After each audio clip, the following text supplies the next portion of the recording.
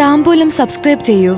അനുഗ്രഹീതമായ ദൈവികമായ അറിവുകൾ ഉടൻ നിങ്ങളിലെത്തും.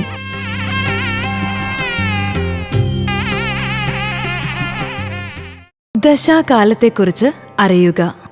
ഒരു മനുഷ്യൻ ഭൂജാതനായാൽ ഭൂമിയിൽ വസിക്കാൻ 120 വർഷമാണ് കണക്കാക്കി കൊടുത്തിരിക്കുന്നത്.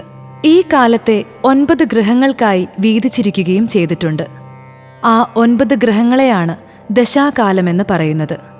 സൂര്യന് 6 വർഷവും ചന്ദ്രന് 10 വർഷവും ചൊവ്വയ്ക്ക് വർഷം 7, ബുധന് 17 വർഷവും വ്യാഴത്തിന് 16 വർഷവും ശുക്രന് 20 വർഷവും ശനിക്ക് 19 വർഷവും രാഹുവിന് 18 വർഷവും കേതുവിന് 7 വർഷവുമാണ് ഈ ദശാകാലം.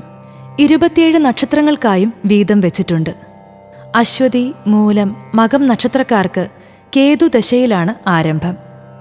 ഭരണി, പൂരം, പൂരാടം നക്ഷത്രക്കാർക്ക് ശുക്രദശയും, കാർത്തിക, ഉത്രം, ഉത്രാടം നക്ഷത്രത്തിന് ആദിത്യദശയും, രോഹിണി, അത്തം, തിരുവോണം നക്ഷത്രത്തിന് ചന്ദ്രദശയും, മകയിരം, ചിത്തിര, അവിട്ടം നക്ഷത്രത്തിന് ചൊവ്വാദശയും, തിരുവാതിര, ചോതി, ചതയം നക്ഷത്രങ്ങൾക്ക് രാഹുദശയും, പുണർദം, വിശാഖം, പൂരുരുട്ടാതി നക്ഷത്രങ്ങൾക്ക് വ്യാഴദശയും, പൂയം, അനിഴം, ഉത്രട്ടാതി നക്ഷത്രങ്ങൾക്ക് ശനിദശയും, ആയില്യം, തൃക്കേട്ട, രേവതി നക്ഷത്രങ്ങൾക്ക് ബുധദശയുമാണ് ആരംഭിക്കുന്നത്.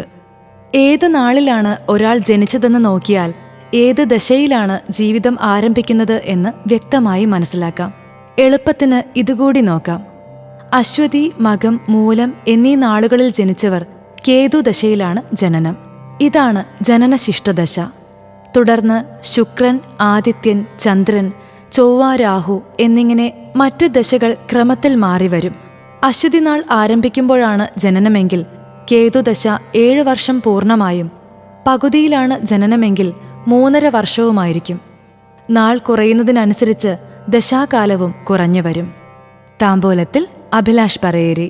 അറിവുകളാണ് മുന്നോട്ട് നയിക്കുന്നത്. ബെൽബട്ടൺ അമർത്തു. എല്ലാം ആദ്യം അറിയാം.